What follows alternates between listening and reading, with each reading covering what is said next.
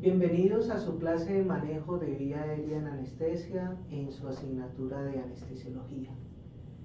Los objetivos que vamos a enumerar en esta charla es que primero ustedes puedan entender cuáles son las diferencias anatómicas en la vía aérea del paciente pediátrico respecto al paciente adulto. Segundo, que ustedes pueden determinar cuáles son los puntos claves del manejo de la vía aérea. Tercero, que ustedes conozcan cuál es la técnica del manejo de la vía aérea. Y el cuarto objetivo es que ustedes puedan conocer el abordaje farmacológico del manejo de la vía aérea. Como les repetimos en su rotación de anestesia, un objetivo fundamental de ustedes es que manejen vía aérea. Médico que maneja adecuadamente la vía aérea salva vidas, y por esto esta es una clase muy importante y en su práctica de anestesia un rol que deben desempeñar. Toda esta clase la oriento con una metodología del constructivismo donde nos vamos a generar muchas preguntas, y la primera pregunta que genero es llevarlos a esta situación clínica. Miren que esta es una gráfica donde tenemos saturación arterial de oxígeno versus tiempo, y es situaciones clínicas en las cuales el paciente entra en apnea y en cuánto tiempo esa apnea lo lleva a cambios en el aspecto hemodinámico. Entonces observen ustedes cómo el primer grupo de pacientes que caen es el paciente pediátrico, y uno lo observa, uno no puede manejar la vía aérea del paciente pediátrico y el paciente en 45 segundos le está haciendo bradicardia y paro. Luego está el paciente obeso, luego está el paciente geriátrico, y por último un paciente adulto. Un paciente adulto normal pueden pasar 3-4 minutos en apnea antes que esa apnea lo lleve a cambios hemodinámicos. Entonces la pregunta que nos generamos es ¿por qué el paciente pediátrico es tan susceptible? ¿Por qué ese paciente, si no lo ventilamos o entubamos, en 45 segundos va a estar en paro? Entonces la explicación por qué el paciente pediátrico es tan sensible tiene explicaciones anatómicas y tiene explicaciones fisiológicas. Vámonos inicialmente a las explicaciones anatómicas. Ustedes deben de recordar que el niño tiene un occipucio mucho más prominente y que con respecto a su organismo la cabeza desproporcionadamente también es mucho más grande. Los niños tienen una nariz y unos conductos nasales mucho más estrechos, sangran con mucha facilidad. Y con respecto a la orofaringe, el niño tiene una lengua mucho más grande, es decir, una cabeza proporcionalmente mucho más grande y una lengua proporcionalmente mucho más grande. La epiglotis es mucho más grande, mucho más rígida, y observen que mientras en el adulto, con respecto a la vertical, la epiglotis forma una angulación de 45 grados, en el niño esta angulación es de 90 grados. La laringe en el niño se extiende mucho más rostral, mucho más superior. En un adulto la laringe está a nivel de C5, C4, en un niño puede llegar a nivel de C3, por eso hacer una traqueostomía en un niño técnicamente también es mucho más difícil, y a diferencia del adulto, donde la porción más estrecha de la vía aérea son las cuerdas vocales, en el niño la porción más estrecha de la vía aérea es el cartílago cricoides. Observen ustedes, si lo estoy colocando en la diapositiva, la vía aérea del paciente adulto es un cilindro, la vía aérea del niño es un embudo, donde la porción más estrecha es el cartílago cricoides. Entonces, estas son las diferencias anatómicas. Vámonos a la parte fisiológica.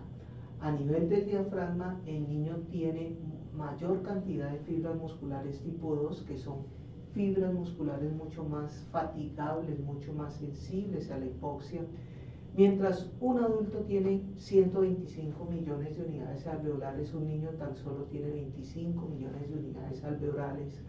La pared torácica del niño es mucho más complaciente porque la disposición de las costillas del niño es mucho más horizontal.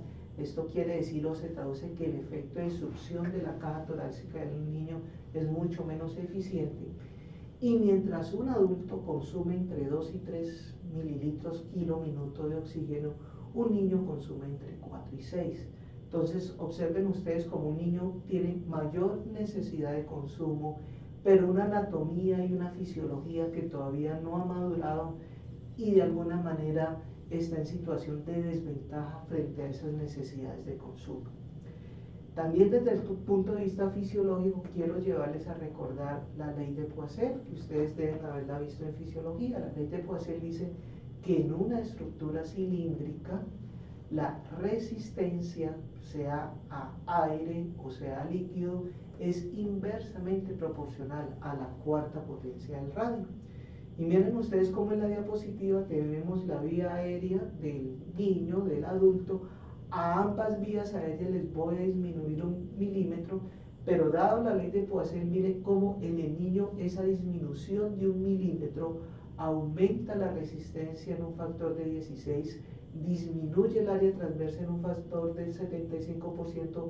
En el adulto, la disminución de ese mismo milímetro tan solo aumenta la resistencia en un factor de 3 y disminuye el área transversa en un 44%.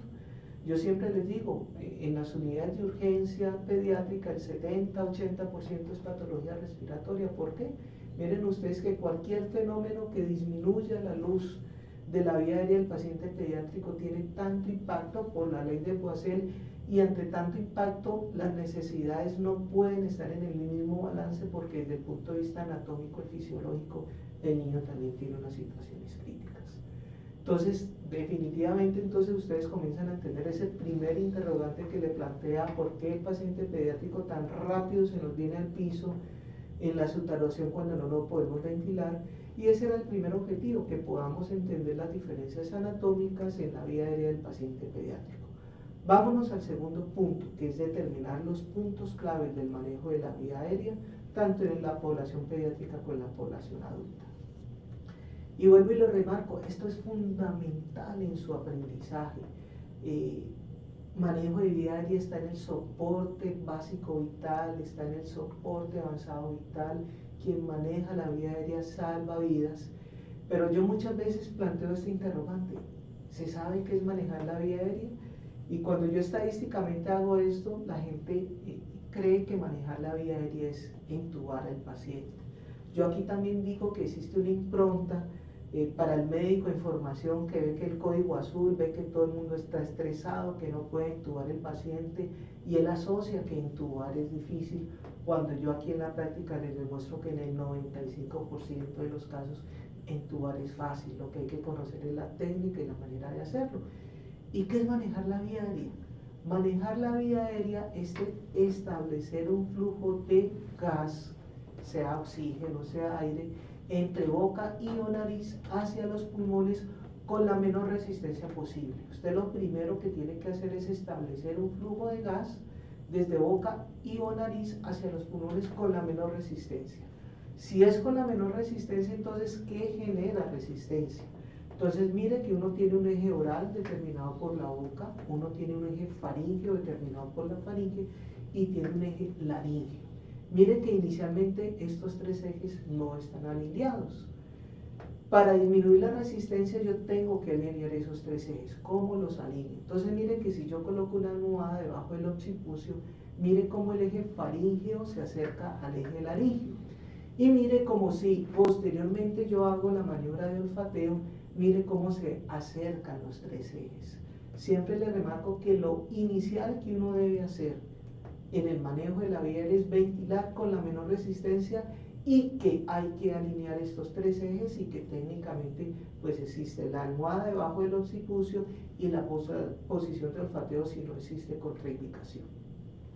El niño, como la lengua es mucho más grande, básicamente en situaciones de hipoxia la lengua le obstruye la parte posterior de la faringe y uno llega, permeabiliza esa vía aérea y el niño comienza a respirar. Si la lengua ofrece resistencia, entonces el otro aspecto que uno debe hacer es frenar la resistencia en la lengua. Y para frenar la resistencia en la lengua, entonces por eso existen las cánulas orofaringias, que son fundamentales. Miren que hay que saber elegir el tamaño de la cánula orofaringia adecuada.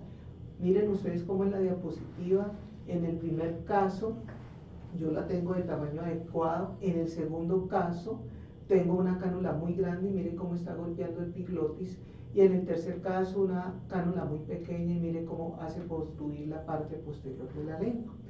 Existen diferentes tipos de cánulas, las más conocidas son las cánulas de Gueden, y recordar que para elegir el tamaño adecuado en la población pediátrica es entre la comisura labial y el ángulo de la mandíbula, y en la población adulta es comisura labial, lóbulo de la oreja. Elegir el tamaño adecuado de la máscara que quede obturando adecuadamente la nariz y la parte inferior de la comisura labial. Preferir estas máscaras transparentes porque la principal morbimortalidad de la vía aérea es que el paciente se broncoaspire, y uno con estas cánulas transparentes puede estar observando si el paciente tiene broncoaspiración y comenzar a ventilar el paciente. Entonces, cuando hablamos de ventilación al paciente nos dicen, bueno, usted lo va a ventilar con el sistema AMBU o con el sistema Bain. Entonces, uno debe saber para qué sirve el AMBU y para qué sirve el sistema Bain. El sistema AMBU es el más rápido, es el que está frecuentemente en todos los carros de paro. Tiene una situación que quiero que ustedes identifiquen, y es que no tiene cómo regular la presión inspiratoria. Como no tiene cómo regular la presión inspiratoria, si uno supera los 15 centímetros de agua en la presión inspiratoria, no puede distender la cámara gástrica, y de esa manera pues mayor posibilidad de broncoaspiración. Sin embargo, vuelvo y le digo, es el más usual, puede utilizarse, y está este otro sistema que es el sistema Bain. En el sistema Bain yo sí ya tengo cómo regular la presión inspiratoria, entonces le da ese valor adicional que no tiene el sistema AMBU. Veamos este video para que veamos correctamente cómo se ventila el paciente. Entonces miren, lo primero que ustedes quieren que observen es la utilización de la cánula de Gueden, es fundamental.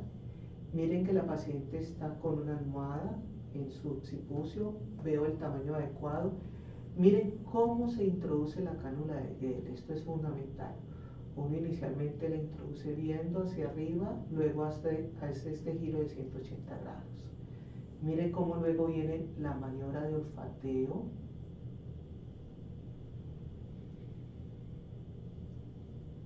Miren la maniobra de olfateo, cómo se coge la máscara de tamaño adecuado y la posición adecuada de la mano, y cómo yo veo que hay excursión torácica. Si yo veo que hay excursión torácica, estoy ventilando al paciente.